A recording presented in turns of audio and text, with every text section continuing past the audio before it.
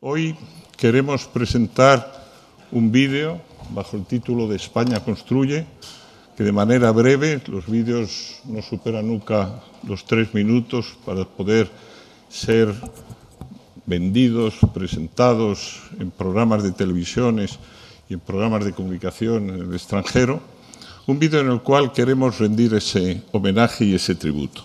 Nos parecía que en este momento en que se va a celebrar la inauguración del Canal de Panamá, una obra colosal, emblemática, que han realizado los ingenieros españoles, era un momento de mirar a nuestro alrededor, de ver todo lo que se ha conseguido en estos años por parte de estas empresas españolas. Y le quiero agradecer al ministro de Asuntos Exteriores que nos acompañe y a la ministra de Fomento, porque ellos dos han recorrido el mundo en muchas ocasiones a lo largo de estos 4 años, potenciando la obra, el trabajo que están haciendo las empresas españolas. Y gracias a su esfuerzo y a su tenacidad se han conseguido contratos inimaginables hace años y que permiten tener la cartera de pedidos que tiene hoy España en el exterior. En los 5 continentes, en 85 países, hay empresas que han diseñado, que han ejecutado, que están gestionando obras de infraestructura de primera magnitud en el mundo. A todas ellas, por tanto, muchas gracias por hacer marca España todos los días en los lugares más remotos del planeta. Vamos a presentar este vídeo y a continuación le pediré a la ministra de Fomento que nos haga el honor de inaugurar esta jornada. Adelante con el vídeo, por favor.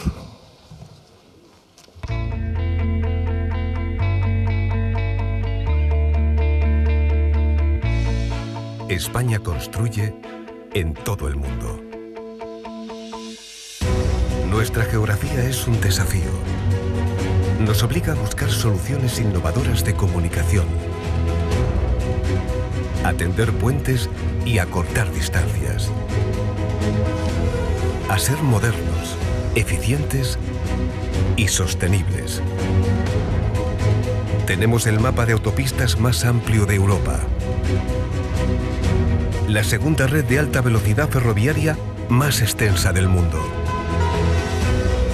Gestionamos el tráfico aéreo y marítimo con la más moderna tecnología uniendo continentes. Somos líderes en producción de energías limpias y en gestión de agua y residuos. Hoy, España construye un mundo que va más allá de nuestro horizonte. Llegamos a 85 países y lideramos las obras que están cambiando los paradigmas del comercio, el transporte y la gestión energética a nivel global. La construcción del moderno Canal de Panamá que une los océanos Atlántico y Pacífico. El tren de alta velocidad por el desierto entre La Meca y Medina. El proyecto Mármara, la primera conexión ferroviaria submarina entre 2 continentes. Las empresas españolas aportan experiencia, tecnología propia y eficacia. Construyen los nudos viarios más complejos y gestionan el 33% de las concesiones.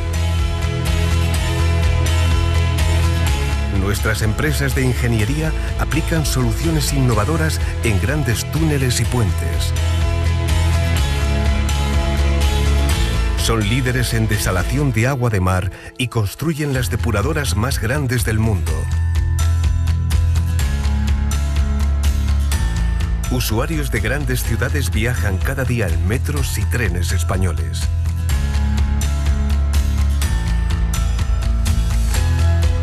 España es el segundo país del mundo con más patentes de energías renovables por habitante.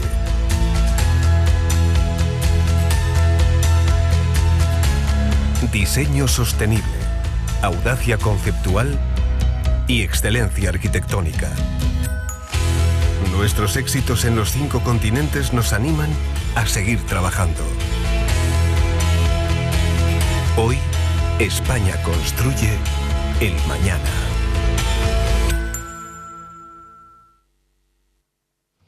Señor ministro y querido amigo, señora embajadora de Panamá en España, alto comisionado del Gobierno, secretario de Estado, subsecretario, autoridades, queridos amigos. En primer lugar, muchas gracias, ministro. Muchas gracias por organizar este encuentro, este foro tan importante para el presente, pero sobre todo para el futuro de España y que se enmarca dentro de ese proyecto de esta legislatura que has dirigido, que es la marca España. Gracias a todos ustedes por acompañarnos. Es para mí un auténtico honor poder inaugurarlo junto contigo, ministro, y ver una interesante presentación que vamos a ver ahora, esta mañana, sobre la ampliación del Canal de Panamá, esa obra tan singular a la que más adelante me voy a referir. Y, en segundo lugar, vamos a asistir a un panel de expertos integrado por representantes de algunas de las compañías con mayor presencia internacional. Sin lugar a dudas, y estoy en un foro de convencidos, España tenéis mucho que contar al resto del mundo en materia de infraestructuras. En el ámbito global, nuestro país ha ganado 3 posiciones en el ranking de competitividad global en 2016.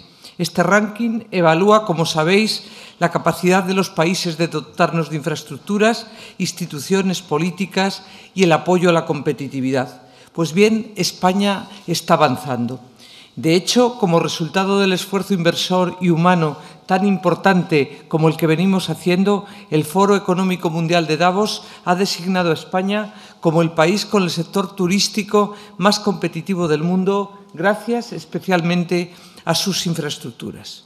En concreto, en el último ranking, España es el primer país de la Unión Europea, por ejemplo, y el 4º del mundo detrás de Japón, Suiza y Hong Kong, con mejor infraestructura ferroviaria.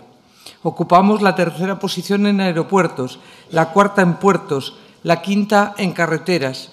Y todos estos reconocimientos nos animan a seguir avanzando en la línea que venimos haciendo durante el transcurso de los últimos 4 años, con el impulso y el apoyo a la internacionalización de las empresas españolas del sector de la construcción y de la ingeniería. Los datos avalan que vamos en la buena dirección, en la dirección correcta. La facturación total de las empresas españolas constructoras y concesionarias de infraestructuras superó en 2015 los 74.000 millones de euros, el 73% en el exterior.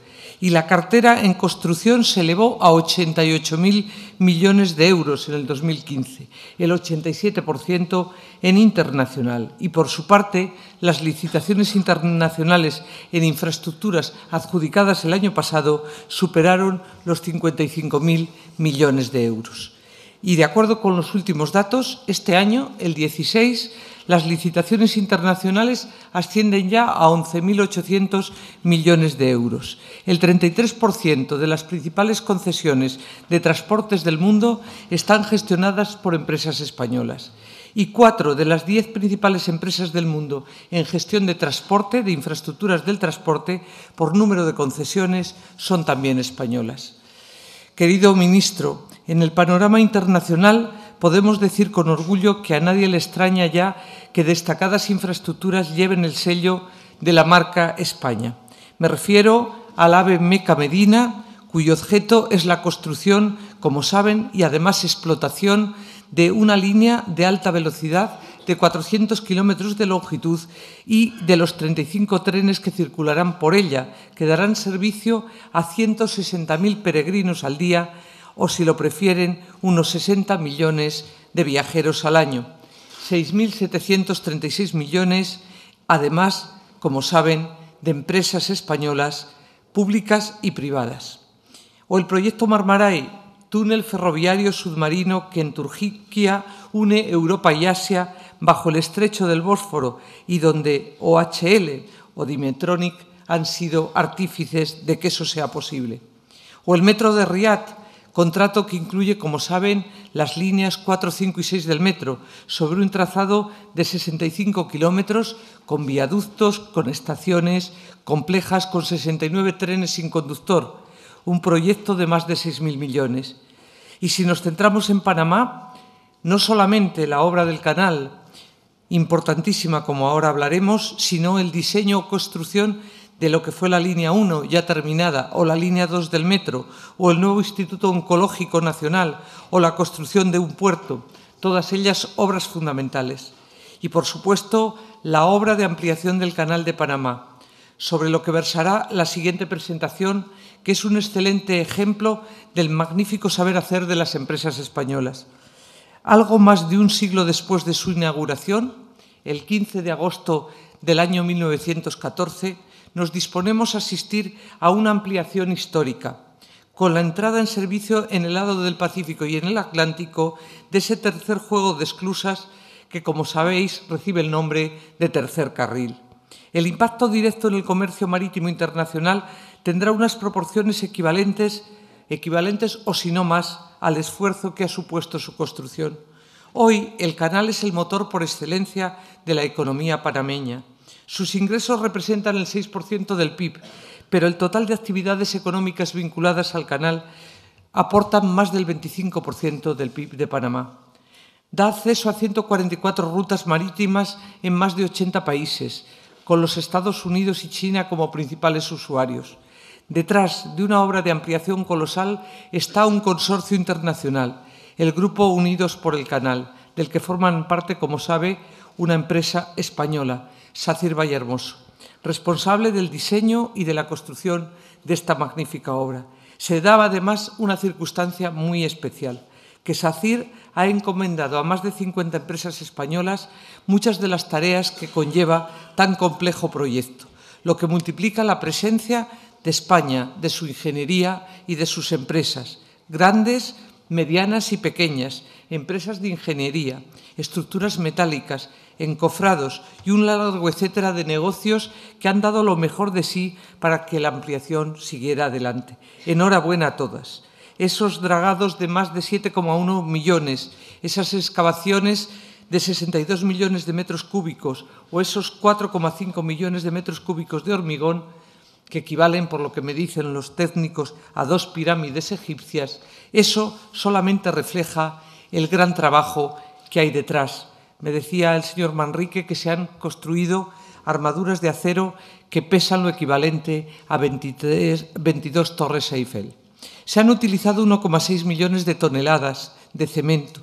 En fin, una gran obra para un gran país que es Panamá. Quiero desde aquí agradecer a Panamá y al Gobierno de Panamá el apoyo que han dado a las empresas españolas, el apoyo que siguen dando, como también saludar a todos los embajadores que hoy nos acompañan. Gracias a todos ustedes por la labor de colaboración tan intensa que hemos tenido a lo largo de todos estos años. Y gracias a SACIR por esos 40.000 trabajadores de 40 nacionalidades que han participado en esta gran obra con picos diarios de hasta 14.000 operarios. La ampliación duplica ese canal, el Canal de Panamá, que pasa de 300 a 600 millones de toneladas anuales de capacidad de paso de carga, que reduce el tiempo de tránsito de los barcos y que permite el paso de barcos portacontenedores mucho más grandes, los conocidos como POX Panamax. Y termino ya. Muchas gracias especialmente en este acto al ministro de Asuntos Exteriores. Sin él, sin su equipo, sin todos los responsables del Ministerio de Asuntos Exteriores en el exterior, sin su generosidad, nunca habría sido posible hacer tanto en tan poco tiempo. Gracias por el apoyo que habéis dado a las empresas y gracias también por el apoyo que nos habéis dado a nosotros, al Ministerio de Fomento. Gracias por ese proceso de internacionalización en el que está también una empresa pública española, INECO, y hoy aquí su presidente. Gracias por llevar la ingeniería española a todos los rincones del mundo. Gracias por poder demostrar los excelentes profesionales y las excelentes empresas de este gran sector que es el sector de la ingeniería. Es verdad que el esfuerzo ha sido de todos los españoles, porque gracias al esfuerzo que España ha hecho en poner en marcha infraestructuras de gran nivel, hoy el know-how de nuestras empresas, de nuestros ingenieros, La marca España puede estar en todos los lugares del mundo.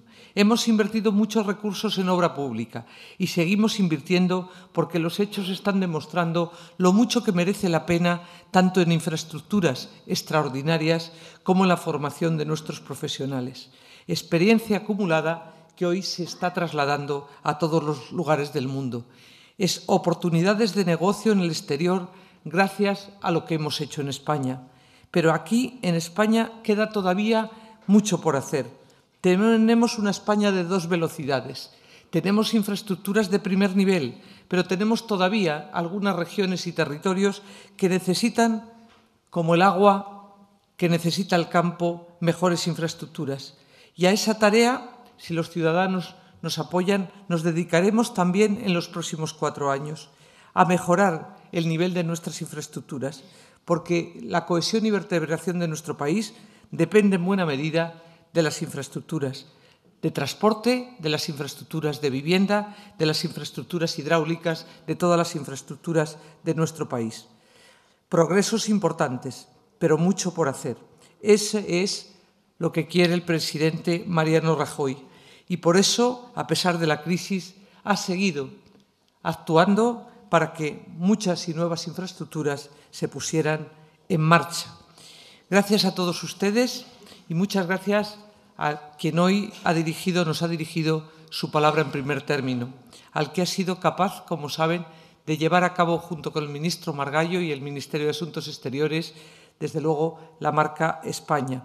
Muchísimas gracias por tu trabajo, muchas gracias por todo lo que has hecho y muchas gracias sobre todo porque lo crees, porque lo has vivido, porque crees en este país y crees en sus oportunidades, sobre todo crees en su avance.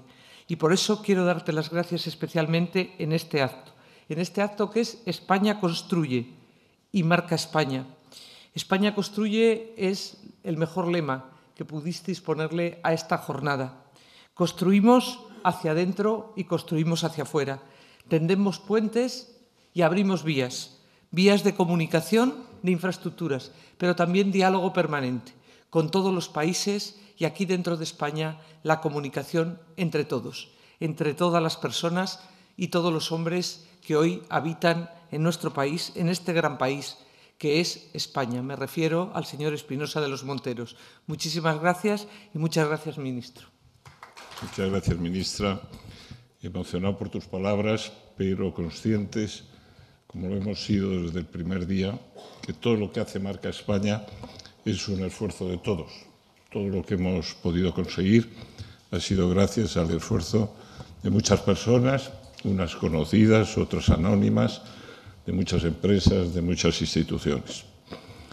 Entre los que nos han ayudado está el Gobierno de Panamá. Panamá es un país precioso, pero además es un país que ama a España y ha dado muestras reiteradas a lo largo de los últimos años. Y cuando hoy se visita Panamá, tenemos ocasión de ver que el metro lo ha hecho una empresa española, que hay hospitales realizados por empresas españolas, que la gran obra de este siglo, la ampliación del Canal de Panamá, lo está dirigiendo un consorcio y lo está dirigiendo una empresa española. Y todo eso solo es posible por las magníficas relaciones que nos han unido a Panamá y a España. Yo quisiera pedirle hoy, agradecerle su presencia y pedirle a la excelentísima señora embajadora de Panamá que nos dirija unas palabras.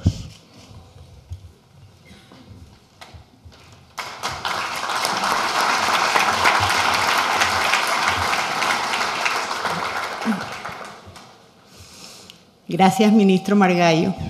Gracias, don Carlos, por incluirnos en este acto relacionado con la marca España. Un saludo especial a la ministra Ana Pastor, que en esos ires y venires, procurando la internalización de la ingeniería española, ha trenzado verdaderos lazos de amistad con mi país. Hoy nos acompaña don Manuel Manrique, que sin duda hablará con propiedad de lo que ha acontecido en Panamá a partir de 2009. Así que yo me voy a permitir irme un poco más atrás, al año 1903. En el año 1903, Panamá es un departamento de Colombia. Nosotros nos independizamos de España en 1821.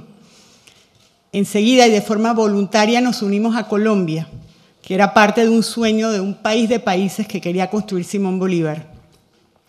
Como departamento de Colombia, vemos a los franceses arribar en el Istmo, negociar un tratado con Bogotá y emprender la construcción de un canal que ellos pensaron podrían hacer a imagen y semejanza del canal de Suez. Al cabo del tiempo, los franceses se marcharon, dejando atrás, sepultados debajo del lodo, vidas, bienes materiales, escándalos financieros. Pasa el tiempo y los Estados Unidos se interesa por retomar la obra que los franceses habían dejado apenas empezada. Nuevamente los Estados Unidos se acerca a Bogotá, se firma un tratado entre el secretario de Estado norteamericano y el presidente colombiano, pero luego el Congreso de Colombia rechaza ese tratado por considerar que no atiende de manera satisfactoria a los intereses de Colombia. En ese momento los panameños, que cifran sus esperanzas, que ciframos nuestras esperanzas de un futuro de progreso en la construcción de esa vía interoceánica y que ya veníamos de hacía décadas reevaluando esa decisión de habernos unido a Colombia, decidimos que es momento de tomar las riendas de nuestro destino y con el apoyo de los Estados Unidos declaramos la separación y el nacimiento de la nueva república. La primera acción exterior de este gobierno recién creado es la firma de un tratado con los Estados Unidos que permite la construcción del Canal de Panamá. Arriba la ingeniería norteamericana y se tropieza con los mismos obstáculos con que se habían encontrado los franceses: las lluvias torrenciales del trópico, los deslizamientos de tierra, las enfermedades tropicales que arrasan con las miles de vidas de personas que llegaban a trabajar en el Canal de Panamá.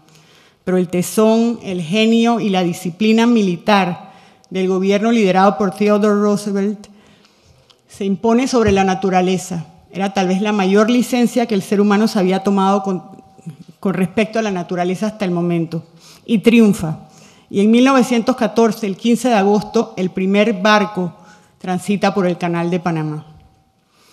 Los panameños, que durante la época de construcción nos habíamos beneficiado del aumento en la demanda de empleo, incluso habían tenido que importarse trabajadores de las Antillas, y del saneamiento que habían traído los Estados Unidos a las ciudades de Panamá y Colón, pensamos, bueno, ahora sí ha llegado la hora del progreso para Panamá, la puesta en funcionamiento del canal.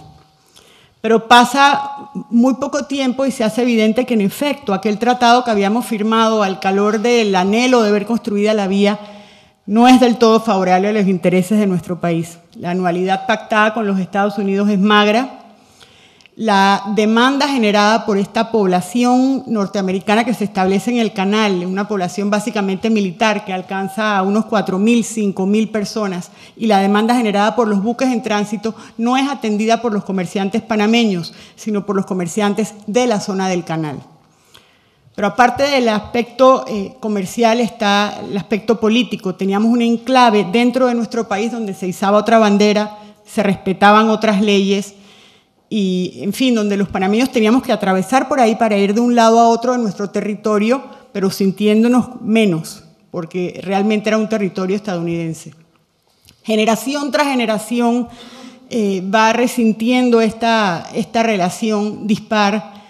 Y en 1964 hay un choque violento entre estudiantes de la zona del canal y estudiantes panameños. Ese choque violento lleva a una flexibilización de la posición de Estados Unidos con respecto a Panamá. Pero no es sino hasta 10 años más tarde, a mediados de los 70, cuando sube a la presidencia de los Estados Unidos Jimmy Carter. Jimmy Carter es un demócrata. Él considera que es justo que este canal revierta a Panamá después de casi, en ese momento, 70, 60 años de usufructo por parte de los Estados Unidos, y toma una decisión de un gran coraje, integridad, porque hay quienes dicen que esta decisión de revertir el canal le costó su reelección. Y el caso es que el último día de 1999 todos los activos del canal de Panamá revierten a nuestro país, y a partir del año 2000 la administración que lo gerencia es totalmente panameña. Tenemos entonces otro reto, y esta vez el reto es demostrarle al mundo que con la partida de los Estados Unidos no ha partido también el profesionalismo. Y Panamá lo hace, y lo hace con creces. No solamente los clientes se sienten plenamente satisfechos con la gestión profesional, competitiva, eficiente de la ruta, sino que el Tesoro Nacional empieza a recibir ingresos importantes, porque en época de los americanos esto el canal mantiene las bases militares y tal. Para este momento ya se ha entendido que el canal no es defendible desde un punto de vista militar y, por tanto, esos recursos entran a nuestra necesitada economía y Panamá empieza a ver un poco de progreso. Pero ese mandato recibido por Panamá no se limita a la gerenciación y el mantenimiento de la ruta. Implica también mantenerla vigente. Y mantenerla vigente en ese momento era una cuestión de urgencia. Ya se estaban construyendo existían ya los post-Panamax que no cabían en las viejas esclusas y era inminente que en unos años el canal iba a estar obsoleto. Evalúa la administración panameña las posibilidades que hay y concluye que la construcción de un tercer carril es la mejor opción porque permite mantener operativa la vía en los años en que duraría la construcción. Pero no basta con la recomendación de la administración del canal. El canal es tan querido, tan cercano a los panameños que hay un título constitucional que prevé que esa decisión tiene que ser respaldada por la ciudadanía. Y así es como en 2006 se convoca un referéndum en el cual 2 de cada 3 panameños vota a favor de la ampliación del canal. En 2009 se convoca y se adjudica una licitación que es considerada modélica y que se la ganó un consorcio liderado por una empresa española, la empresa SACIR. A partir de ese momento es la ingeniería española la que se enfrenta con las lluvias torrenciales, con los deslizamientos, ya no con las enfermedades tropicales, pero sí con los retos que implica construir y retar a la naturaleza en la mitad del trópico.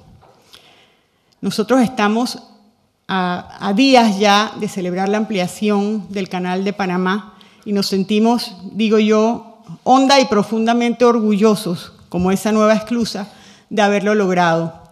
Y consideramos que España debe sentir otro tanto, porque esta es una obra construida en un país pequeño, pero es una obra relevante para toda la humanidad. Muchísimas gracias.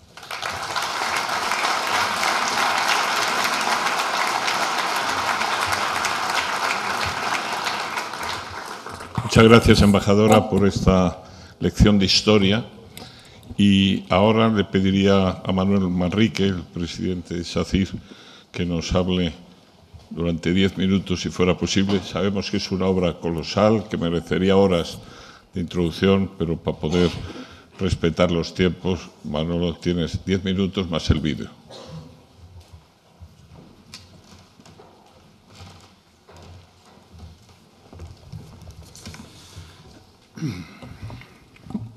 Ministro de Asuntos Exteriores, Ministra de Fomento, Embajadora de Panamá, Alto Comisionado, autoridades, señoras y señores. 10 minutos no es fácil comprimir una obra tan importante, pero lo vamos a conseguir, como la ampliación. La ampliación del canal es una obra de infraestructuras con pocas similitudes en el mundo. Para poder diseñarla y construirla, se han desarrollado tecnología y componentes específicos. Y hemos buscado soluciones constructivas y logísticas específicas y atípicas en el sector de la construcción de infraestructuras. Voy a intentar que se hagan una idea de su magnitud y complejidad. Eso sí, en 10 minutos. Que es difícil. El Canal de Panamá está en el centro del comercio de todo el mundo, del este, del oeste, ahí vienen los flujos de tráfico. La situación actual del canal tiene 78 kilómetros entre esclusas y una cota aproximada de más 26, 27 sobre el nivel de los océanos. El funcionamiento del canal viene en el esquema de la izquierda. Un barco que llega por el océano a la cota cero sube como 3 ascensores de 9 metros y se instala en el lago Gatún, lago que tiene 70 kilómetros aproximadamente, en el cual navega el barco y baja otros 3 escalones o ascensores o esclusas, hablando técnicamente, de otros 9 metros para ir y seguir por el océano. Tal y como ha dicho anteriormente la ministra y la embajadora, Es la principal actividad, el canal, la principal actividad económica del país. Aporta más de 1.000 millones de dólares al año. Es decir, en contraprestación con los 1.800 millones de dólares que la autoridad de Estados Unidos dio a lo largo de todo el siglo XX a la ciudad de Panamá. La evolución del tráfico ha sido exponencial casi en la línea amarilla, no en tanto así los tránsitos que la línea roja, pero debido básicamente, como han dicho, al mayor tamaño de los buques, es necesario la construcción del tercer carril, que es 2 actuales que hay en servicio más 1 totalmente nuevo, para atender el tráfico de los nuevos New Panamas, que representa aproximadamente el 40% del tráfico de contenedores del mundo. Por ello, ha sido necesario hacer un nuevo juego de esclusas con medidas bastante más importantes, de 300 metros de largo, de longitud, para unos 427, de 33 de manga a 55 y de 12 a 18 de calado. Ahí pueden ver más detalle de sus mediciones. El proyecto del tercer juego de esclusas, como hemos dicho, es paralelo a la situación actual. 3 juegos en el Atlántico de esclusas y 3 en el Pacífico. La novedad más importante es lo que ven, son las tinas, que son grandes balsas o reservorios de agua que cumplen la misión de economizar el agua dulce que hay en cada esclusaje. Con ello se ahorra el 60% del agua necesaria. Como ha dicho también la embajadora, que me ha ayudado a comprimir el tiempo, en marzo de 2009 fuimos adjudicatarios de un consorcio que lideramos junto a Impregilo, que hoy actualmente es Salini, Jan Denú, empresa belga, y CUSA, con 3 grandes subcontratistas, CIP como ingeniería, Chimolai para la construcción de las compuertas y Hyundai para las válvulas. Para hacer este proyecto había requerimientos fundamentales en la geología, en buscar la roca idónea para la fabricación, en los tiempos de llenado y vaciado. Decir, y una curiosidad, que en el consorcio ganador tuvimos la mejor puntuación técnica y económica.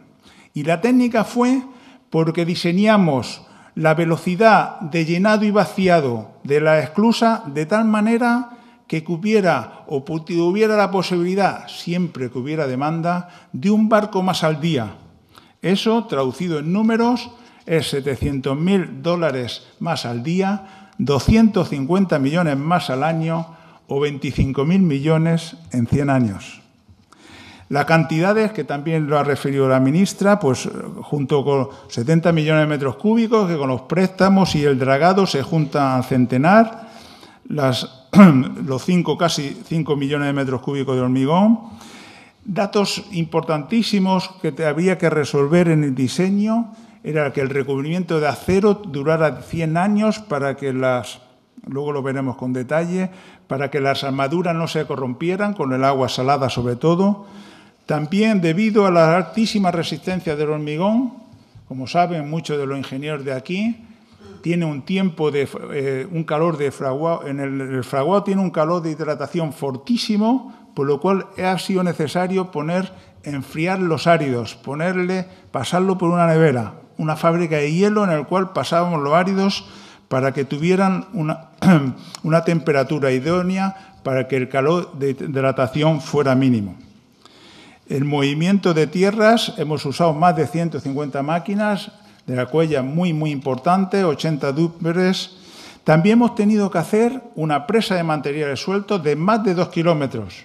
Al no coincidir los 2 juegos de esclusas, el actual del nuevo, resulta que el agua que hay en medio tiene una diferencia de altura, que todavía no han dado los saltos, y que ya lo ha dado, de 27 metros. Por lo cual hay que hacer en medio una presa de 2 kilómetros, 30 metros de ancho, de materiales sueltos con núcleo de arcilla, que ya per se es una obra colosal, como dice mi amigo Carlos. Ahí veis las presas ya acabadas,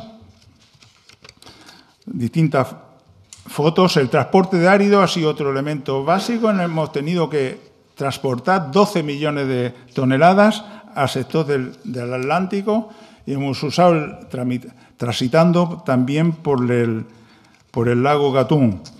La fábrica, las instalaciones de fábrica de hormigón, todo es exagerado en esta planta, en esta obra.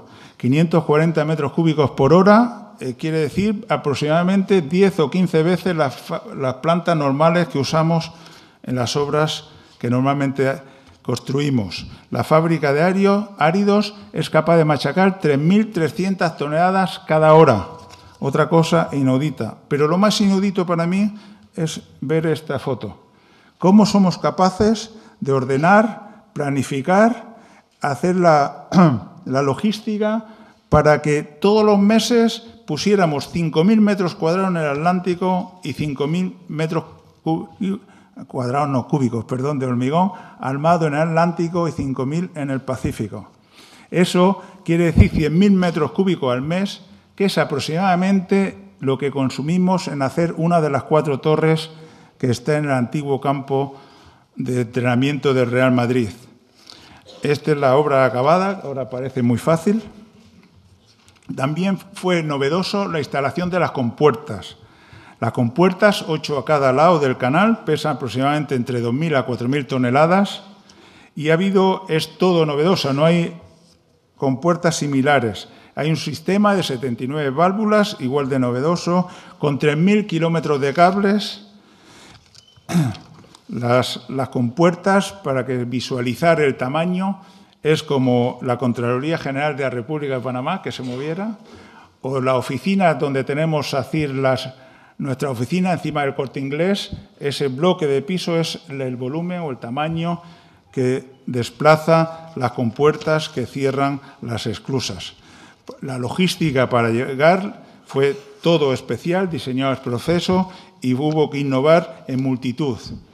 Datos curiosos como la fabricación de acero. Para fabricar el acero para poner luego en los muros tenía una superficie superior a un campo de fútbol, donde ahí se planificaban en cada lado del Atlántico y en el Pacífico. Una sección acabada donde se puede ver las tinas y las cámaras, la torre de control, que parece un aeropuerto. Y voy a referir en los 3 minutos que quedan los grandes retos que yo creo que hemos vencido en la ejecución de este contrato. En primer lugar, yo diría la planificación. La planificación, porque tuvimos además la mala suerte de que la piedra original que venía prevista pues no cumplía los requisitos que todo el mundo pensábamos, por lo cual tuvimos que ir fuera del canal a excavar y tuvimos que replantear, por lo que tenía el 40% no útil de rechazo de elementos finos, por lo cual tuvimos que replantear toda la obra, la logística, el diseño de plantas, el diseño de grúas. Fue un replanteamiento general que ayudó a que el retraso inicial, aunque luego, como ven ustedes, lo hemos recuperado. Otro problema importante de planificar es que empezamos a excavar a nivel menos 40, es decir, 40 por debajo del nivel de agua que estaba al lado. Fue difícil realmente la planificación. El segundo gran reto es la logística.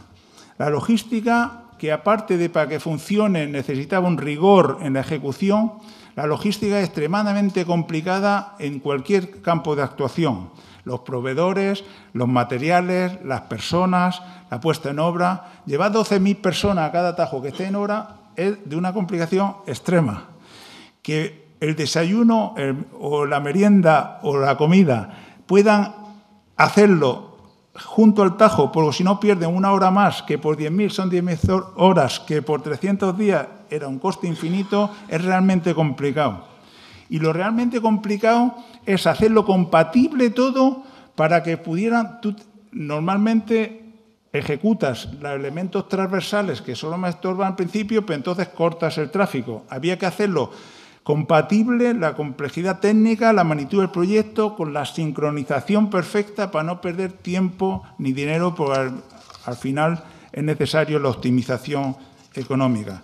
Las magnitudes ya lo ha dado la ministra, lo he exagerado. También es como si construyéramos un muro de Berlín entre Madrid y Málaga. Es decir, 500 kilómetros de muro de Berlín con el hormigón armado es similar a lo que teníamos. La tercera gran reto que es la innovación. Innovación, al ser un contrato prototipo, hay que innovar constantemente. Pues las compuertas son innovadoras, no podía, es decir, no sé, la fuerza tractora para mover las compuertas no es de 4.000 toneladas, es de 300. Funciona como un buque, porque abajo tiene como, es decir, elementos de vacío que hacen que sea como un barco y el elemento tractor solo mueva 300 toneladas cuando pesa 400. Hubo que innovar. Las modificaciones durante la construcción del hormigón nos exigieron 100 años que fuera impermeable a agua salada. Se consiguió en colaboración con el Instituto Torroja. El aprovechamiento del agua dulce, hemos visto que el 60%, el rescate de la fauna, cualquier cosa, todos los días había que innovar puesto que era todo nuevo.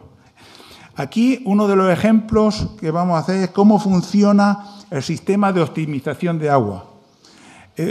Si ven, cuando está bajando del lago hacia el Atlántico, todas y cada una de las franjas se almacena en las tinas por gravedad a la izquierda y solo se desaprovecha esa parte inferior de agua que se envía al océano. De otra manera, cuando está subiendo, pues también por gravedad desde las tinas va llenando el agua y entonces solo hay que llenar la parte superior de la esclusa. Eso es la optimización y uno de los grandes aportes en este nuevo juego de esclusas.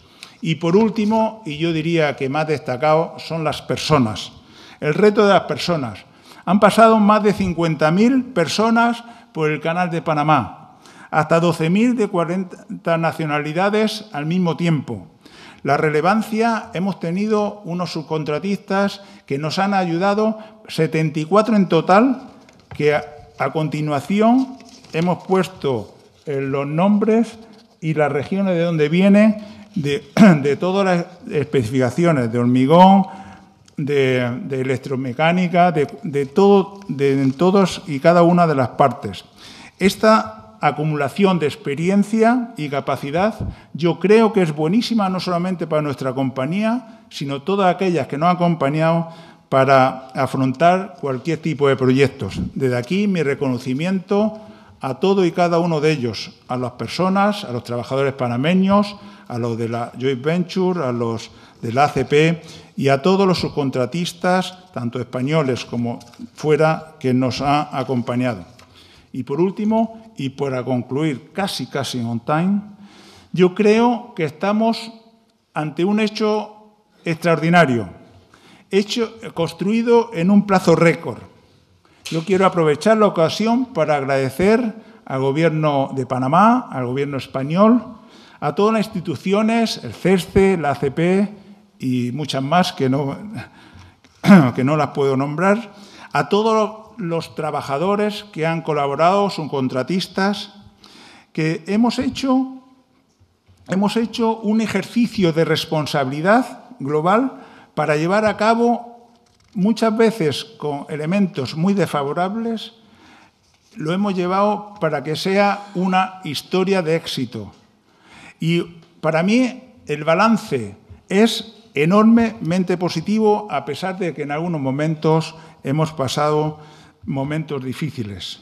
Yo creo que es un éxito para SACIR, para la ingeniería española y para España. Muchas gracias.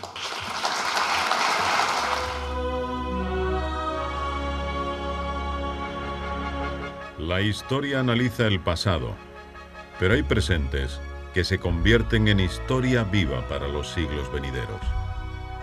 Este es el caso de la ampliación del Canal de Panamá y SACIR. El mundo cambia por las ideas y las obras. Los grandes avances corresponden a hombres de gran formación, el mejor activo para la empresa SACIR. Hombres y máquinas han conseguido que SACIR sea un referente en el mundo por sus grandes obras.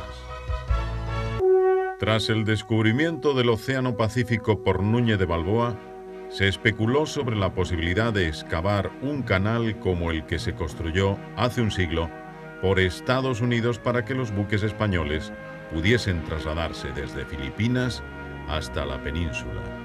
En 1524 el rey Carlos I sugiere unir, mediante un canal, los océanos Atlántico y Pacífico en algún lugar de Panamá para evitar el Cabo de Hornos y sus peligros. Tuvieron que pasar 4 siglos para que los avances tecnológicos en ingeniería permitieran acometer una obra tan gigantesca como era unir 2 océanos y transformar los patrones del comercio internacional. En la obra participan 9.000 obreros españoles, 5.800 eran gallegos. La compañía SACIR conquista para España el concurso internacional de ampliación del Canal de Panamá, una obra de ingeniería que solo una gran empresa como la española puede asumir por su alto nivel tecnológico, por su capacidad innovadora, por el reto de la ampliación. Una de las preocupaciones de la ampliación del canal era preservar el entorno ecológico de la obra. Más de 600 hectáreas han sido reforestadas en compensación por el desplazamiento de la flora. Miles de animales, fundamentalmente mamíferos, reptiles, aves y arácnidos, han sido rescatados y reubicados en diversos parques nacionales del país. Que la empresa SACIR haya conseguido la adjudicación de la magna obra de ampliación del canal dice mucho de su relevancia internacional. Sin duda, esta es una de las obras de ingeniería que pasará a la historia. La marca España y nuestro país pueden sentirse orgullosos de contar con esta empresa de gran prestigio por sus obras y proyección internacional.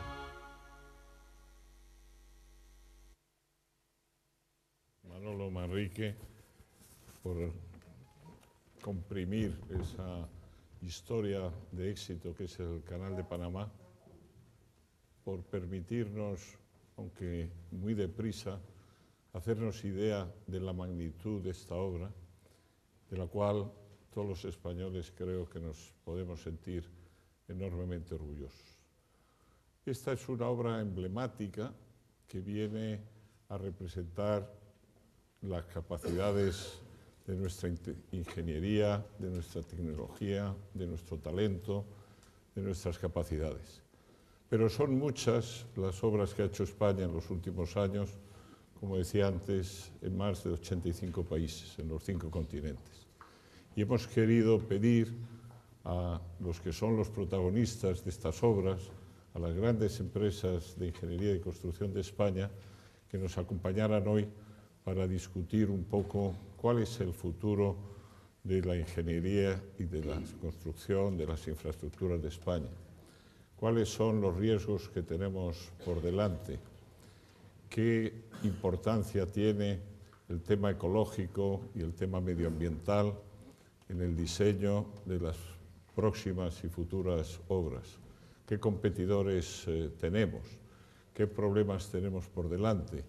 Tenemos que seguir avanzando en ese camino que estamos siguiendo, en el cual no solo diseñamos y construimos obras, sino que también las gestionamos, que hoy el management de muchas de estas obras de infraestructura es tan importante como el diseño y la construcción, y España va cada vez más teniendo más peso en eso. Eso es lo que queríamos pedir a los expertos que nos acompañan hoy, que nos hablaran algo de eso y de lo que hacen sus empresas. Tenemos como unos 35 minutos para 5 intervenciones y les pediría a todos ellos que en la medida de lo posible respetaran los tiempos, y después tendríamos la clausura por parte del Ministro de Asuntos Exteriores y Cooperación. Ruego, por tanto, que me acompañéis Juan Entrecanales, de Acciona. Voy a procurar ir por el orden alfabético. Ángel García Altozano, de ACS.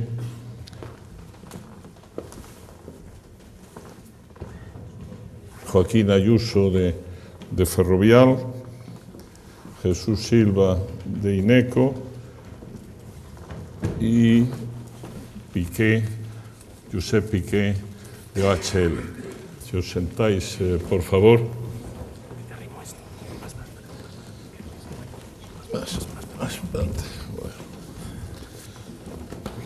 En primer lugar, muchas gracias a todos por venir y por dedicar un rato a reflexionar sobre este tema.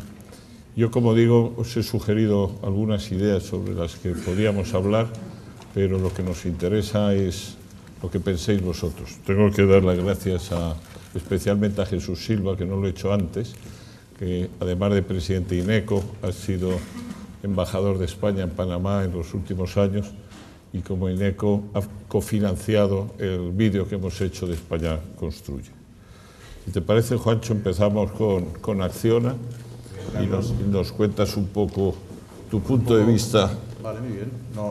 Sobre lo que es hoy España, construcción y también se puede arrimar el ascua a la sardina. Es decir, bueno, se puede... En este caso no voy a hablar de mi libro, que yo creo que todo el mundo conoce lo que es Acciona, y sí hablar un poco de cómo vemos nosotros o cómo veo las oportunidades y la situación un poquito del mercado internacional.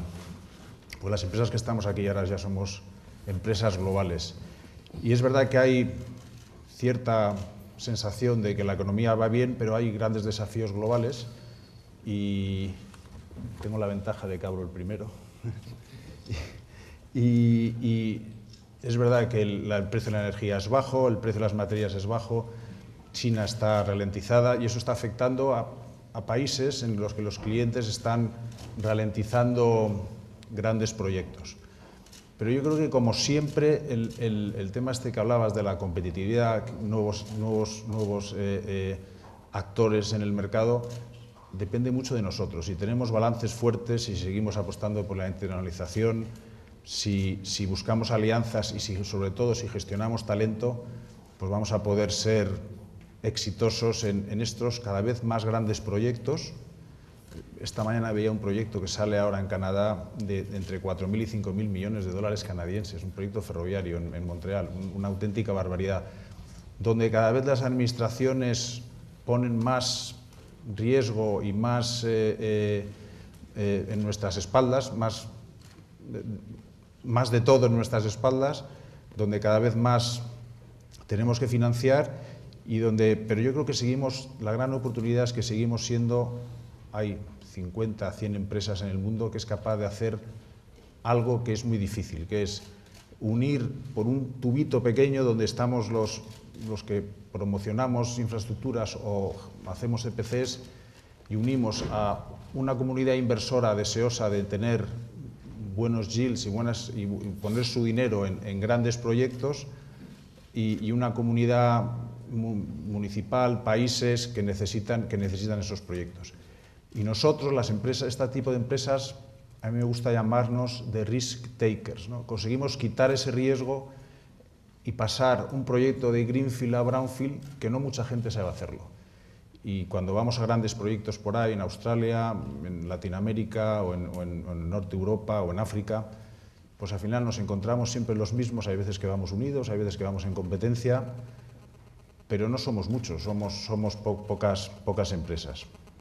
Y termino rápido, los 4 o 5 oportunidades que tenemos son, uno es el tema urbanización y población. En el 2030 vamos a ser 8 y pico billones de personas y 60% de esas personas van a vivir en ciudades y se van a necesitar muchísimas infraestructuras en los países en desarrollo y muchísima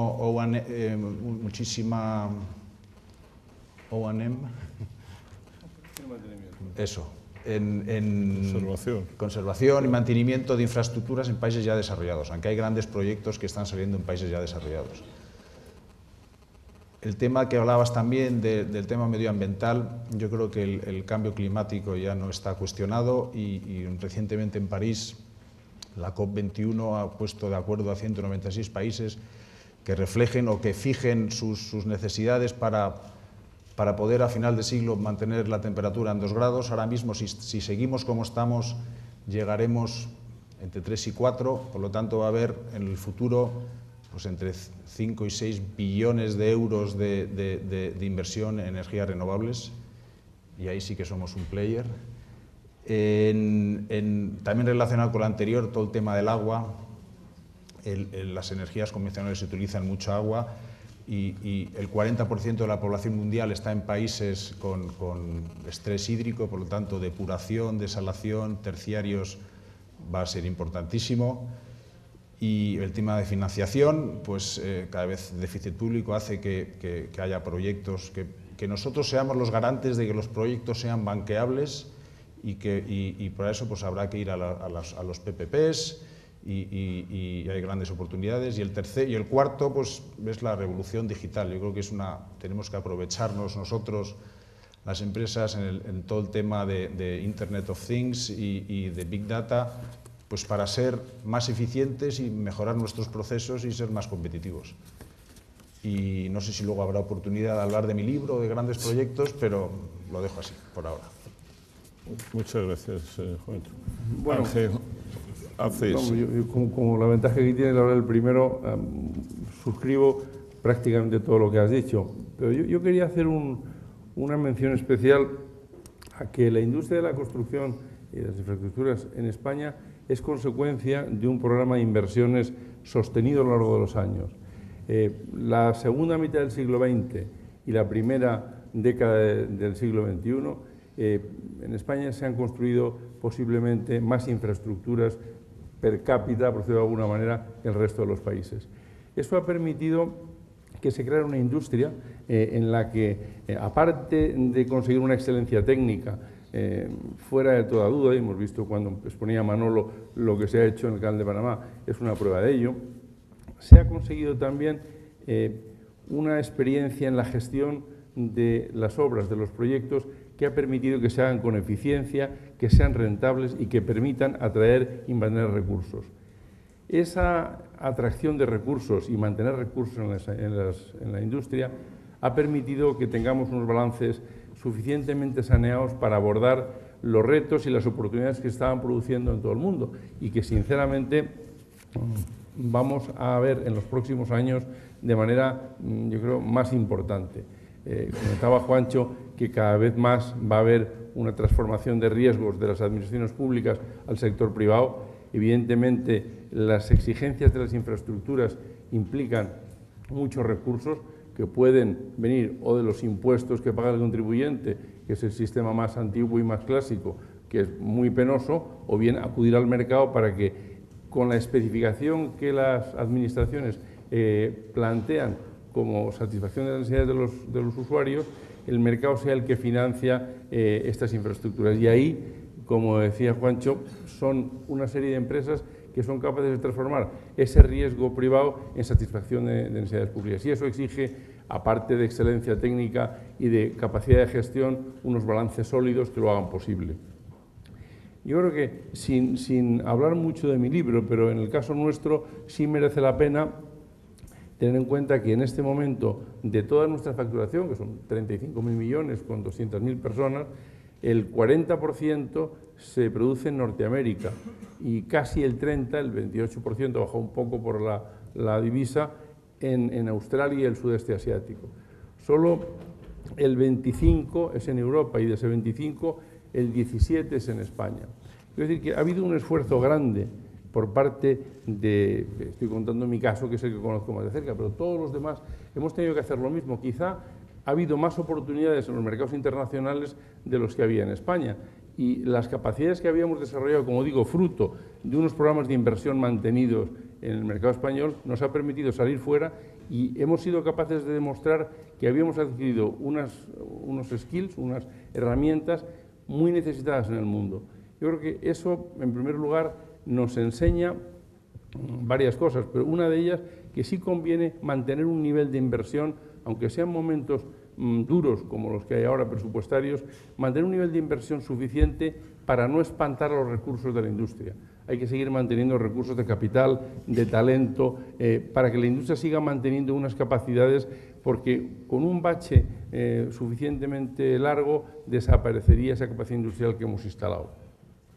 Bueno, yo creo que luego podemos comentar más, pero quizá La preocupación medioambiental que se comentaba es algo que está marcando por todos lados.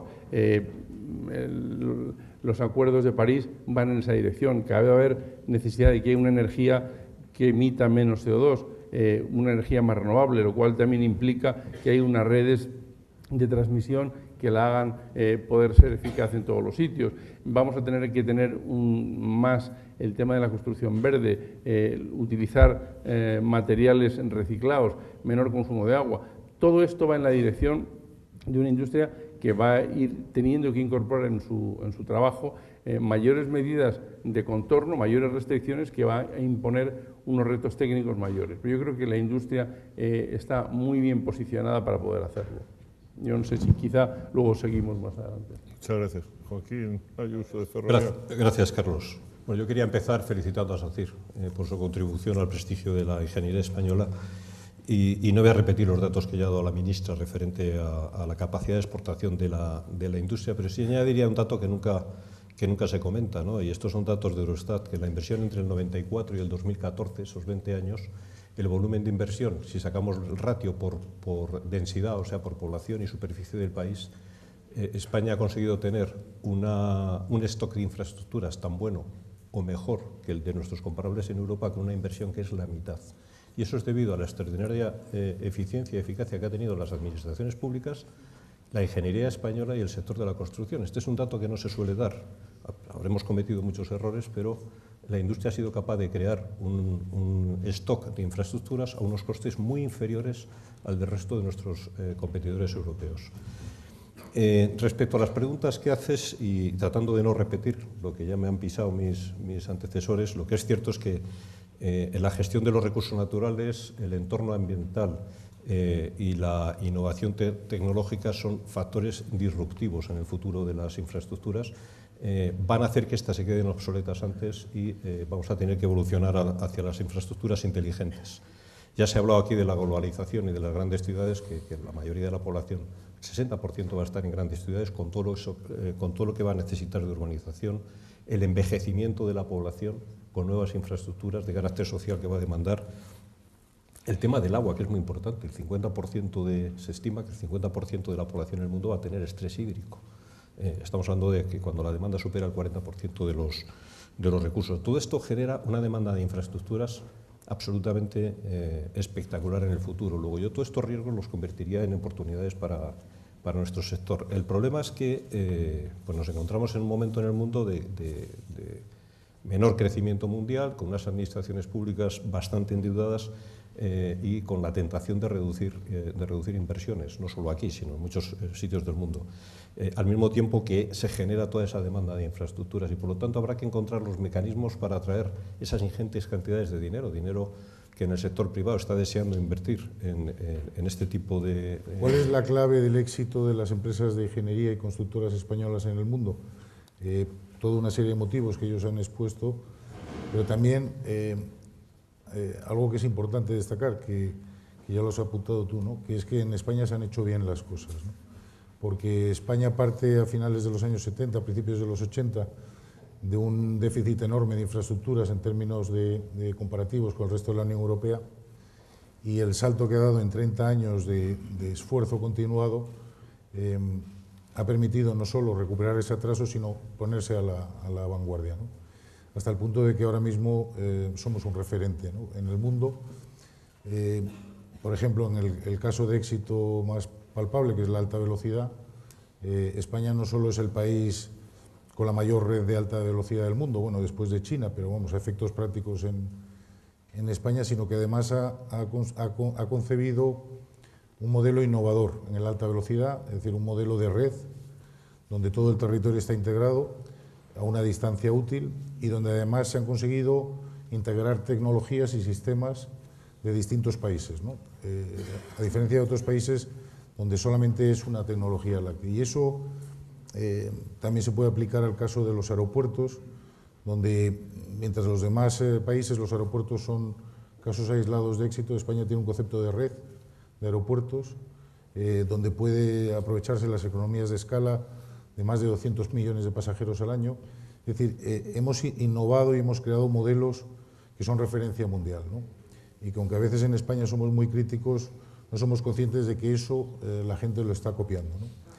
Y eso, por supuesto, lo han llevado a cabo no solo empresas constructoras, sino también empresas de ingeniería, ¿no? Y ingenieros individuales, donde España tiene una capacidad, digamos, reconocida de sus ingenieros, que además han tenido la capacidad en un breve espacio de tiempo, porque la internacionalización de la empresa española, digamos, tampoco es un fenómeno tan antiguo, pero en los últimos 10 años, 15 años se ha acelerado y, por ejemplo, en el caso de la ingeniería vemos que se ha pasado de las ingenierías de facturar, digamos, prácticamente el 100% en España a estar ya en cifras de en torno del 80 y el 90% de su facturación en el extranjero, ¿no? Y exportando además referencias de cosas que se han hecho aquí, ¿no? Y en ese sentido lo estamos viendo que las oportunidades, sobre todo en proyectos muy complejos, como son, por ejemplo, los proyectos de alta velocidad que están surgiendo en el mundo. Meca Medina es un ejemplo, ¿no? Es el principal reto, digamos, de la alta velocidad hasta ahora en el mundo, ¿no? Que es poder utilizar una tecnología tan sofisticada en un medio tan hostil y tan complicado, y que las soluciones tecnológicas que están aportando empresas españolas se están utilizando en ese medio tan hostil, pero también otros países, por ejemplo, como es el caso del Reino Unido, que en la alta velocidad, por ejemplo, pues están participando en su diseño de alta velocidad, están participando empresas españolas. En el caso de Ineco también está participando allí, y vemos que también están tomando como referencia algo que estabas comentando tú muy importante, ¿no? Es decir, que en España no solo se ha creado modelos únicos y modelos, digamos, que en otros países no se conocían, sino que además se está haciendo con una buena tecnología y a un coste muy inferior al resto de los países. En el caso de la construcción de alta velocidad, las cifras son tremendas, ¿no? Es decir, que España a lo mejor está construyendo a menos de la mitad de lo que puede costar construir la alta velocidad en países como Japón, como en Taiwán o incluso en el propio Reino Unido, ¿no? Y luego el siguiente reto, digamos, que mencionabas en tu introducción, que es la parte, digamos, del medio ambiente y de las infraestructuras sostenibles. Ahí también vemos que en España se están empezando a adoptar soluciones tecnológicas muy interesantes, por ejemplo, el concepto de Smart Cities, ¿no? Es decir, donde se intenta combinar el uso de las nuevas tecnologías con también el uso eficiente del transporte y de las infraestructuras, y de crear unos entornos de ciudades sostenibles, ¿no? Y ahí también se están desarrollando modelos en España muy interesantes que sirven como referencia al final para exportar al mundo, ¿no? Ahí Ineco, y perdón por hablar de mi libro, como parte del Grupo Fomento, ha participado, digamos, en lo que es el grupo, digamos, el grupo del Ministerio de Fomento en todo ese proceso de planificación eficiente de las infraestructuras y de los distintos planes directores que se han sucedido a lo largo del tiempo en España, donde se ha hecho, digamos, todo un esfuerzo de planificar la inversión y de hacerla económicamente sostenible, ¿no? Y los resultados los estamos recogiendo no solo en el caso de Ineco, digamos, como empresa pública, sino también muchas de las empresas privadas, tanto constructoras como de ingeniería, que están participando en algunos de los proyectos más emblemáticos del mundo, ¿no? Y bueno, yo con eso me... Muchas gracias, Jesús. Josep Piqué. Muchas gracias. Dos comentarios previos. Uno, reiterar mi felicitación a SACIR, porque al final el éxito de cada uno de nosotros es el éxito de todos, de la misma manera que cuando algunas cosas salen mal y hay algún fracaso, pues es también un fracaso de todos, ¿no? Estamos, aunque compitamos, estamos en el mismo barco y por lo tanto felicitaciones. Y después tengo que expresar una diferencia sustancial con Juancho Entre Canales. Y es que él ha sido el primero y yo voy a ser el último, y por lo tanto me quedan muy pocas cosas que añadir. Solo algunas reflexiones de carácter general, ¿no? ¿Por qué nuestras empresas, las empresas españolas, están por todo el mundo y son internacionalmente reconocidas? Bueno, yo creo que hay un factor fundamental para explicar eso, y es que hemos sabido identificar, captar, retener, recompensar adecuadamente el inmenso talento que nuestras empresas tienen. Al final lo que hacemos es básicamente ingeniería, hacemos construir más que construir y por lo tanto lo que necesitamos es muchísimo talento. Y ahí hemos tenido un buen punto de partida, más allá de efectivamente el gran esfuerzo en infraestructuras que se ha hecho en España en todos estos años y que ha permitido que todos ganemos masa crítica, ¿no? Y el buen punto de partida es la calidad de nuestras politécnicas y el nivel de nuestros ingenieros que son perfectamente competitivos, ¿no? Muchas veces se critica el nivel educativo en nuestro país con informes pues, que dicen que no estamos en el lugar adecuado, pero hay dos clarísimas excepciones a esa percepción de carácter general. Una son las escuelas de negocios, que tenemos las escuelas de negocios entre las mejores del mundo, y el otro son nuestras ingenierías, nuestras escuelas politécnicas, ¿no? Y aparte del talento, yo creo que hemos entrado en un proceso de internacionalización todos muy profundo. La curva de aprendizaje suele tener también a veces momentos dolorosos, pero creo que una de las cosas que hemos aprendido es en saber identificar lo que llamamos las terceras partes. Para el éxito es muy importante saber quiénes son los socios, qué subcontratistas vas a utilizar, cuál es la idiosincrasia del cliente, que puede ser público, que puede ser privado, pero ese es un riesgo que poco a poco creo que hemos ido acotando y lo hemos ido acotando bien. Y ya que estamos hablando de riesgos, yo diría que bueno, hay que contemplar tres y hemos aprendido también mucho al respecto. Desde luego, uno es el riesgo geopolítico, geoestratégico. En un mundo como el que nosotros nos movemos es muy importante saber en cada momento qué está pasando en el mundo, porque para nosotros es enormemente importante la seguridad jurídica, la estabilidad política, el rigor en las políticas macroeconómicas de las administraciones de aquellos países en los que estamos trabajando y por lo tanto el riesgo geoestratégico es absolutamente fundamental contemplarlo. Y después hay otro tipo de riesgo, se ha hecho referencia ya, que es el riesgo tecnológico, porque más allá del talento de nuestros ingenieros y de la formación de nuestros cuadros intermedios, estamos en un momento en el que las cosas están cambiando vertiginosamente en general, pero también desde luego para nuestro sector. Juancho hacía referencia a la revolución digital y yo estoy absolutamente de acuerdo con eso. Sin revolución digital en nuestro sector, y puedo poner algún ejemplo, seguiremos en el siglo XX. Yo suelo decir en mi casa, cuando quiero animar a mi equipo que se tome en serio estas cosas, que para estar en el siglo XXI ya llevamos 16 años de retraso. Por lo tanto, hay que incorporar todo eso a nuestros comportamientos y a veces puede ser contraintuitivo, ¿no? De cómo es posible que hablemos de revolución digital en un sector que utiliza hormigón o que en otros ámbitos utiliza ladrillos. Pues hay muchísimos ejemplos, desde la introducción de un determinado tipo de software, que no solo es un software que se llama el BIM, que es el futuro de nuestro sector, a la utilización masiva de sensores en las obras, a la utilización masiva de drones, a la utilización masiva de todo lo que significa el Big Data para identificar en cada momento cuáles pueden ser los deseos y las necesidades de los clientes o los requerimientos que tenemos que pedirle a nuestros contratistas. Y luego hay otro riesgo que creo que también hemos ido aprendiendo del sufrimiento del mismo, y es que en un proceso de internacionalización tan amplio como el de todas las empresas que estamos aquí, también rebalancear las dimensiones de los proyectos y hacer grandes proyectos, que son los que dan prestigio e imagen, pero también hacer proyectos de dimensiones más reducidas y equilibrarlo, pues ayuda a esa diversificación y esa limitación de riesgos. Y a partir de ahí, pues, bueno, aparte de eso, pues también hace falta suerte, ¿no? Yo, por dedicarle 15 segundos a la publicidad y para hablar no de mi libro, sino básicamente de un pequeño panfleto,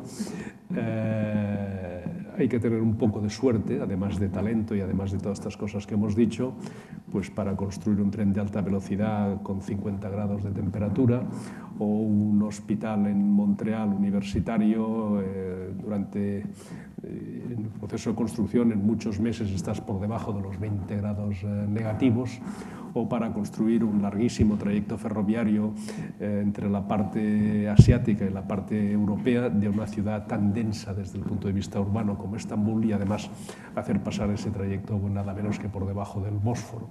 Bueno, son ejemplos, pero yo creo que al final la conclusión es: hemos hecho muchísimas cosas importantes, estamos haciendo todos muchísimas cosas importantes, y eso es una magnífica plataforma para que en el futuro sigamos haciendo cosas importantes. Muchas gracias, Josep. Yo decía al principio que la publicidad estaba permitida, y estaba permitida porque realmente es que tenemos que hacer publicidad de las cosas que hacemos por el mundo. Es que lo que hacen las empresas constructoras es verdaderamente extraordinario. Yo creo que se trata de una historia de éxito, de esas en las cuales la necesidad ha hecho virtud. Y verdaderamente, cuando hablamos de la crisis que ha sufrido España, y hablamos muchas veces de la crisis de la construcción y la importancia que ha tenido el desplome de la construcción en España, es paradójico, de alguna manera, el que sean las empresas de construcción las de un sector que goza de mejor salud en España. Y eso ha sido porque efectivamente de la necesidad se ha hecho virtud. Han sabido salir a los mercados internacionales, han sabido coger obras complicadas, arriesgadas, algunas que otras empresas de otros países no han sido capaces de abordar. Y todo eso es un timbre de gloria de las empresas constructoras, de ese talento que decías, Josep, que hay en España, en las escuelas de ingeniería, en los centros de formación, también en los mandos intermedios, y todo eso es lo que ha permitido que España esté hoy en esa posición de liderazgo que está en el sector de la construcción en general y en muchos subsectores, porque cuando hablamos así de infraestructuras en general, estamos hablando de cosas muy diversas, estamos hablando de construcción de carreteras, pero también de edificios complejos, de puertos, de aeropuertos, de tratamiento de aguas, de residuos, de una infinidad de sectores, y en todos ellos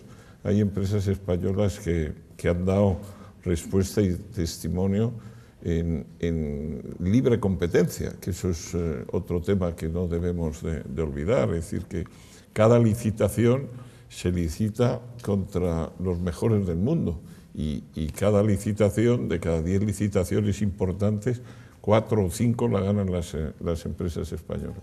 Luego la publicidad, yo creo que en este caso está más justificada que nunca. Mirando un poco al futuro,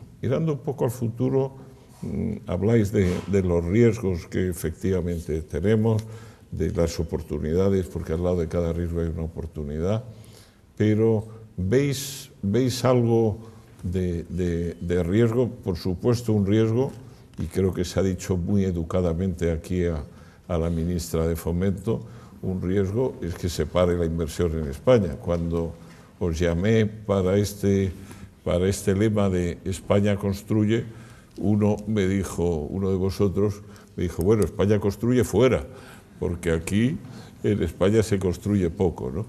Efectivamente, ha sido un sector que ha habido que sacrificar en estos años de ajuste, pero es fundamental que exista un mercado propio. Es decir, ningún sector industrial ni de servicios se desarrolla si no tiene un mercado propio. Puede ser más modesto, pero hay que tener un mercado, hay que licitar, y se está licitando y se están sacando obras, pero un mensaje para el próximo gobierno, sin duda, tendría que ser: no descuide usted la inversión en infraestructuras, no la descuide ni en nueva obra, ni en mantenimiento y conservación, que es necesario. Yo creo que eso es algo en lo que estamos todos de acuerdo.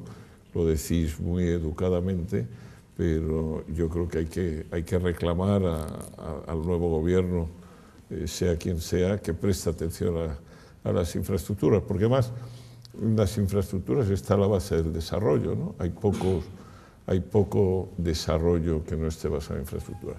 A mí me llama mucho la atención el nivel de presencia que tenemos en países desarrollados, porque muchas veces se piensa que vamos a países donde tenemos una cierta facilidad por el idioma o a países que están... Pero lo que se está haciendo en Estados Unidos, por ejemplo, lo que se está haciendo en Australia, lo que se está haciendo en Alemania, lo que se está haciendo en Inglaterra, ¿no? Son obras en los países líderes donde competimos muy bien. ¿A qué atribuís un poco esta capacidad de competir con los mejores, aparte de todas las cosas que hemos dicho?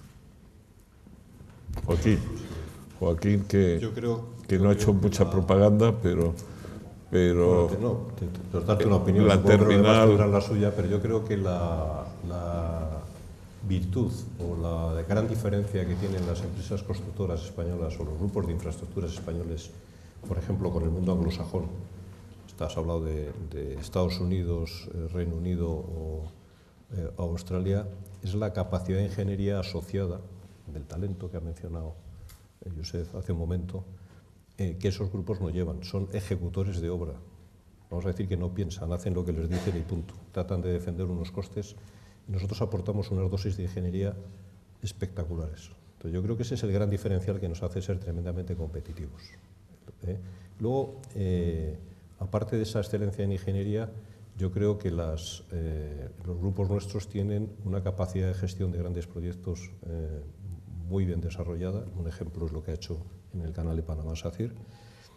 Y yo creo que hay otra tercera virtud que otros grupos no tienen, que es la capacidad de montar estructuras financieras complejas para poder sacar adelante proyectos que cada vez más necesitan de financiación, de operación, de ingeniería, de desarrollo y de mantenimiento. Y yo creo que los grupos españoles han configurado en esas tres virtudes, que las han sabido poner juntas, y nos hacen ser tremendamente competitivos. No sé si hay algún otro punto que queráis añadir, ¿no? Pero yo creo que esa es la gran diferencia. Justo al hilo de lo que dices, Joaquín, creo que una cosa que es muy importante.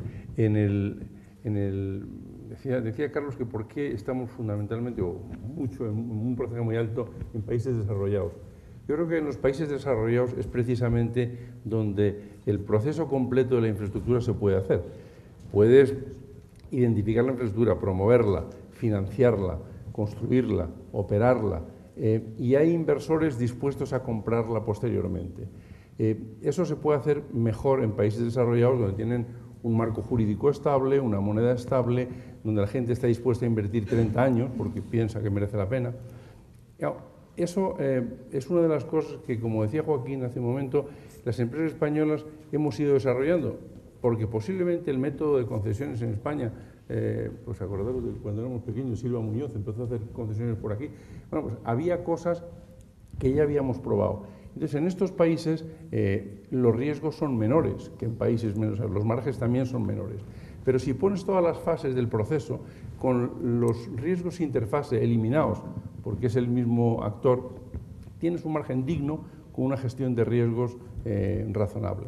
Esta industria nuestra, muchas veces me gusta compararla con la banca comercial. Es un negocio que tiene volúmenes muy grandes y márgenes muy pequeños. Por eso es crítico la gestión de los riesgos. No es lo mismo tener una obra grande, importante, difícil, en un mercado con un riesgo alto, porque es un mercado que pueden cambiar muchas cosas, de la política, la moneda, etcétera, a otro donde eso es más bien estable. Entonces, la presencia de los grupos nuestros en países muy desarrollados ha permitido que en esos países donde había necesidad de infraestructuras y ofrecíamos un medio de construirlas sin apelar a los recursos del presupuesto, ha permitido que pudiéramos hacerlo. Yo recuerdo cuando empezamos a hacer las primeras incursiones en Estados Unidos y concesiones, pues fuimos a ver a los locales, a los Bechtels, a los Fluor, y de, oye, ¿queréis?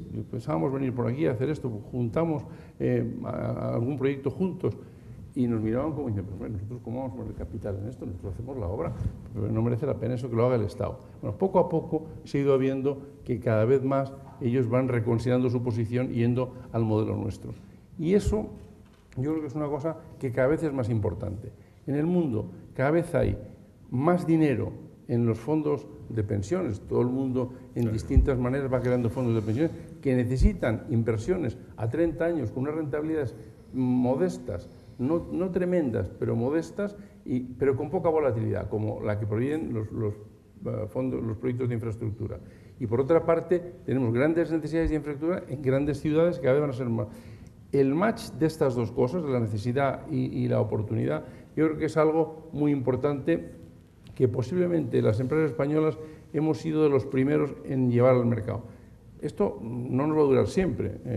Esta ventaja que tenemos por delante hay que aprovecharla para seguir creciendo. Pero yo creo que ha sido fundamentalmente por eso, por lo que estamos sobre todo en países más desarrollados. Bueno, sí. Incidiendo, yo creo que además Joaquín, yo creo que lo ha comentado, el tema de estamos en todos los procesos de la cadena del valor que podemos ofrecer.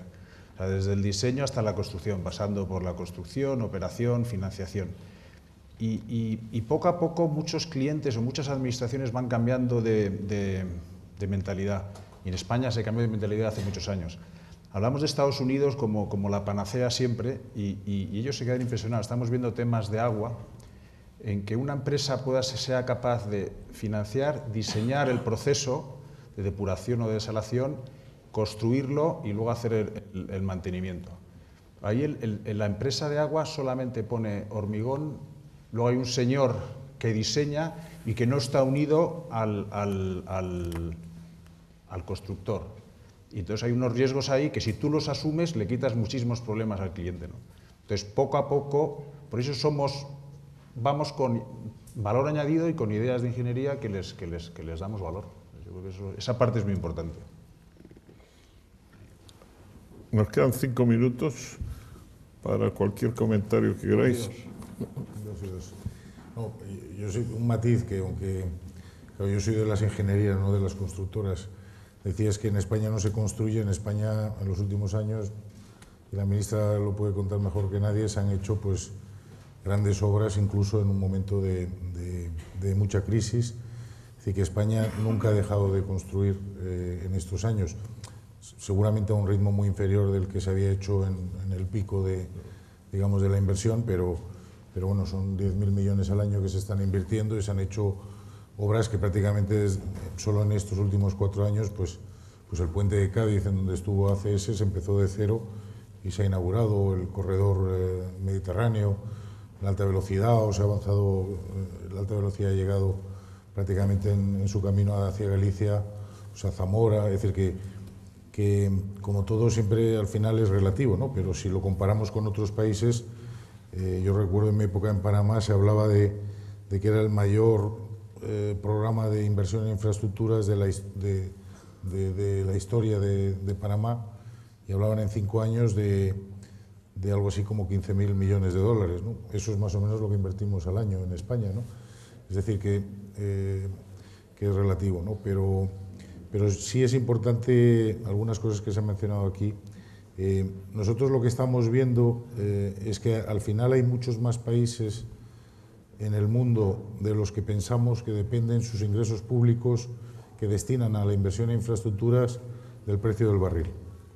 Y lo que estamos viendo es que en países, pues, por ejemplo, como Ecuador, como México, muchos países de Latinoamérica, no digamos en África, incluso en Oriente Medio, el tema de la merma de ingresos públicos vinculados, digamos, a los ingresos del crudo está teniendo un impacto, digamos, y está poniendo en marcha nuevas oportunidades, yo creo que para grupos españoles, en la línea de lo que estabais diciendo. Es decir, países que antes descartaban los esquemas de alianzas público-privadas, ahora de repente están empezando a pedirnos el modelo español, qué leyes tenemos aquí, y están empezando a implementarlo y a buscar socios para ello. Y ahí las empresas españolas sin duda tienen una ventaja competitiva enorme, ¿no? Pues muchas gracias. 3 telegramas. Uno respecto a los países desarrollados. En nuestro caso concreto, de la empresa que represento, nuestro principal mercado y creciente ya hoy en cartera y en contratación es Estados Unidos. Más o menos el triple de lo que representa para nosotros el mercado español. ¿Por qué? Podría decir lo mismo respecto a Australia. Porque es evidente que ninguno de los 2 países es un país emergente, son países desarrollados, pero desde el punto de vista del sector de la obra pública, del sector de las infraestructuras, estamos hablando de mercados emergentes en esos países. Si tú ves la dotación de infraestructuras en Estados Unidos, ya no digo en Australia, que es un continente, las necesidades son ingentes y ahí, desde luego, creo que nosotros tenemos todavía muchísimo que aportar. Y eso va a ir ligado a los esquemas de financiación que se han mencionado, ¿no? Restricciones presupuestarias están por doquier. En algunos países desarrollados, porque tenemos que reducir la deuda, porque tenemos que adaptarnos a los requerimientos de una moneda única, etc. En los países emergentes, porque se están viendo muy afectados por la evolución del precio de los hidrocarburos o de las materias primas, cada vez más la manera de abordar las grandes necesidades de infraestructura va a tener que ser a través de la colaboración público-privada. Ya no hay que confiar en los presupuestos de las diferentes administraciones, sino que lo que las administraciones tienen que hacer es planificar a medio y a largo plazo y ahí ver cómo encajamos la obtención de financiación privada para desarrollar esos proyectos. Y debo decir que aunque aquí hemos sido pioneros en muchas cosas, en algunas otras hay países que ya nos están enseñando incluso alguna novedad, ¿no? Por ejemplo, nosotros estamos en los países de la Alianza del Pacífico, básicamente, cuando hablamos de América Latina, y ahí hay países que te desarrollan lo que se llaman las iniciativas privadas. Es decir, que la propia empresa plantea una infraestructura al gobierno o a la administración competente, la administración la analiza y si le parece que cubre unas necesidades y que encaja con su planificación, abre un concurso. Eso sí, quien se ha tomado la molestia de analizarla, estudiarla y se ha gastado unos dineros para poder hacerlo, tiene una cierta ventaja.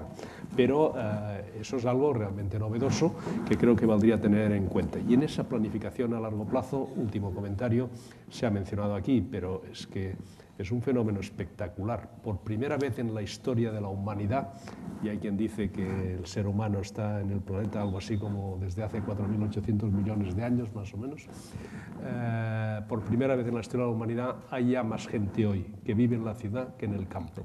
Y eso no había sucedido nunca. Y ese fenómeno va a seguir, además crecientemente acelerado. Eso genera unas necesidades ingentes de todo tipo de infraestructuras y la planificación a medio y a largo plazo por parte de los gobiernos para incardinar ese fenómeno me parece también absolutamente fundamental.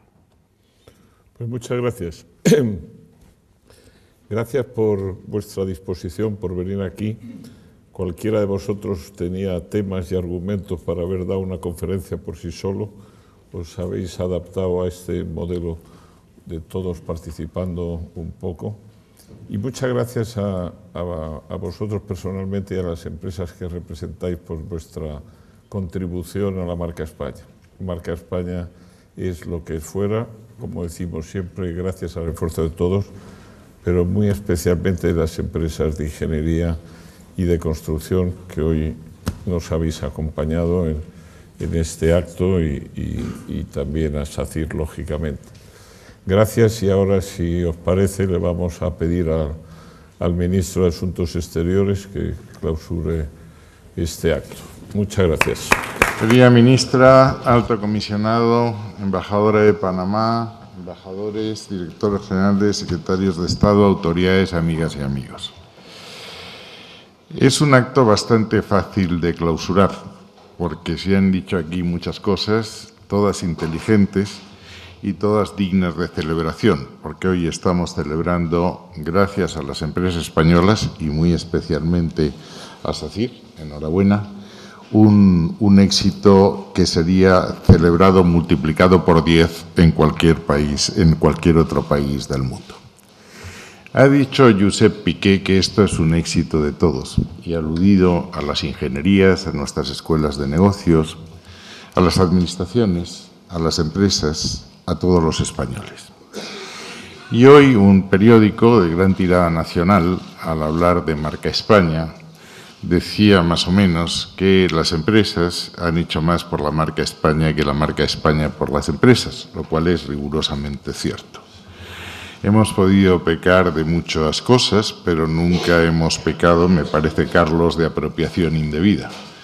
Siempre hemos reconocido que la marca España lo único que hace es un marco de referencia es poner en conjunto y en valor todo lo que todos los españoles estamos haciendo. Ya que hablo de todos los españoles, sí quiero reiterar una vez más, como ha reiterado el alto comisionado por escrito a todas las organizaciones y todos los partidos políticos, que todos los trabajos que ha hecho Marca España, en publicaciones, en vídeos, están a su disposición. Y que nada nos gustaría más que en esta campaña electoral todos los partidos políticos que compiten exhibiesen estos triunfos como suyos, porque suyos son, porque son de todos los españoles. Hablando de libros, ha hecho una magnífica exposición que luego ha sido recordada también en un vídeo la embajadora de Panamá. Todos habéis venido a hablar de vuestro libro, yo os recomiendo uno, que se llama Con ardientes fulgores de gloria, de un autor panameño que se llama Morgan, me parece que es de 1999, es que implica con menos gracia, pero con más extensión, lo que fue la construcción de Panamá. Y al dar las gracias, quiero dar las gracias, como he hecho a todos, y cuando hablo de gobiernos y administraciones, hablo de todos los gobiernos y de todas las administraciones. Porque esta licitación se ganó en el año 2009 con un gobierno diferente al nuestro, con un gobierno presidido por José Luis Rodríguez Zapatero, y sería mezquino por mi parte no darle la cuota de protagonismo y la cuota de agradecimiento que le corresponde. El otro día celebramos en este mismo acto, en este mismo salón, un acto en que una universidad explicaba cómo habían evolucionado los distintos parámetros, las distintas variables que miden nuestra imagen en el mundo. Imagen que es obvio que ha ido evolucionando con la medida que ha ido evolucionando la realidad, aunque todavía la imagen de España es peor que la realidad de España. Y en aquel acto quise hacer, como quiero hacer muy brevemente, a los hombres y mujeres que pusieron en marcha la Marca España, encabezados por Carlos Espinosa de los Monteros. La marca nació en 2012, en un momento de seria tribulación, uno de esos momentos periódicos de pesimismo existencial que forman parte de nuestro ADN. La primera vez que yo asistí a un acto internacional fue en México, en Los Cabos, en el G20, y la pregunta que entonces se me hacía no era sí, sino cuándo iba España a pedir el rescate.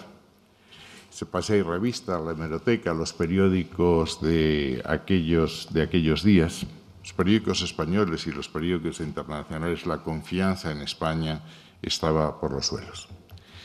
Y en ese momento histórico, hubo unos hombres y mujeres, como he dicho, que decidieron rebelarse contra ese pesimismo existencial y decidieron poner en común su talento, su trabajo, sus ganas de acertar, movidos por móviles muy simples. El amor a España, su deseo de presentar España como era, con sus luces y sus sombras, más sombras que luces, pero también había luces, y sus ganas de no equivocarse. Y si algo distingue este momento histórico, este momento político en el que estamos, de momentos anteriores, como pudo ser la transición, es que todos entonces teníamos ganas de acertar. Y ahora parece que todos tenemos ganas de que el que está enfrente o el que está al lado se equivoque. Y si se equivoca el que está enfrente o el que está al lado, nos equivocamos todos. Yo espero que esta campaña electoral sea una competición de ideas, una competición de propósitos, una competición de promesas para hacer la vida mejor. No tanto afearnos los unos a los otros, como intentar superarnos los unos a los otros, a ver quién es capaz de ofrecer mejores logros, mejores objetivos, en definitiva, un mejor futuro. Y quiero en este capítulo de agradecimientos hacer una especial mención a mi compañera de gobierno, Ana Pastor. Yo con Ana Pastor he recorrido muchísimos kilómetros, pero sobre todo he comprobado el entusiasmo, el conocimiento y la pasión que ha puesto en cada una de las empresas en el sentido orteguiano del término al que me estoy refiriendo. Es verdad que en el Canal de Panamá hemos pasado momentos regulares. Hubo un verano que no se lo deseo ni a mi peor enemigo. También lo hemos pasado, por cierto, en el Meca Medina y en todas las otras empresas, porque aquí estamos compitiendo todos con todos en los mercados más complicados del mundo y jugando todas las armas. Y ahí no sobra nadie. Todos somos absolutamente necesarios. Y ahora, para terminar, voy a hacer dos referencias a dos presidentes americanos, al intentar decir qué es lo que hay que hacer ahora. La primera es clásica, es la apelación al presidente Kennedy en la nueva frontera, que la hizo, por cierto, mirando al Pacífico, en California. Y Kennedy explicó, aludiendo a los viejos pioneros, a los horizontes que habían conquistado a lo largo del siglo XIX, que se abrían otros nuevos horizontes. Se ha hablado aquí de esos nuevos horizontes, incluidos los riesgos geoestratégicos. Y más o menos Kennedy dijo: lo que hemos hecho hasta ahora está muy bien, hemos logrado grandes cosas, pero ahora tenemos nuevas fronteras que conquistar. Nuevas fronteras de ciencia, de tecnología, de progreso, de riqueza, de lucha contra la desigualdad, de cambio climático. En definitiva, estamos ahora sí en un cambio de siglo. Y quiero hacer un homenaje a las constructoras, que son las que nos congregan hoy y que nos han permitido españolear por el mundo, como decía Unamuno, el sacar pecho cuando vamos a reuniones internacionales y decir que somos francamente buenos, porque lo somos, y si no lo decimos nosotros es probable que no lo diga nadie.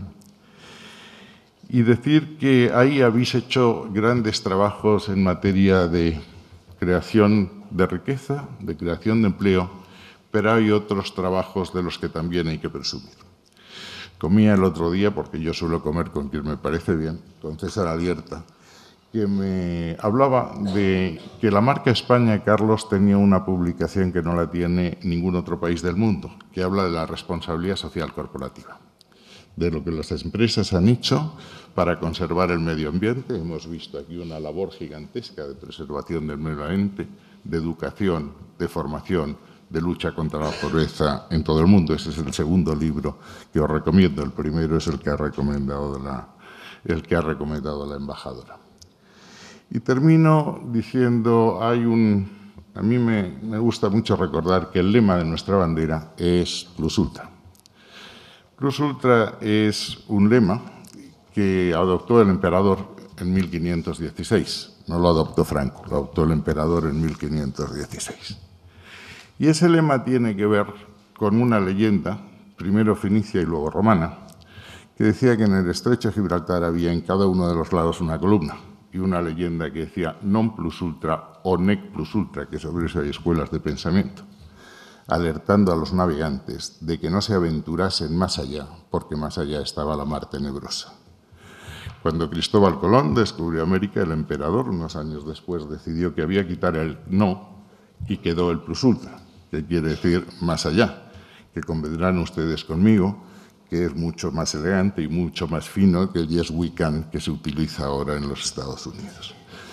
Plus ultra es un poco el lema que nos tiene que llevar a todos en los próximos 4 años y en los 4 años que seguirán, porque aquí tenemos que sucedernos muchas generaciones, muchos gobiernos de distintas ideologías, pero con un lema común.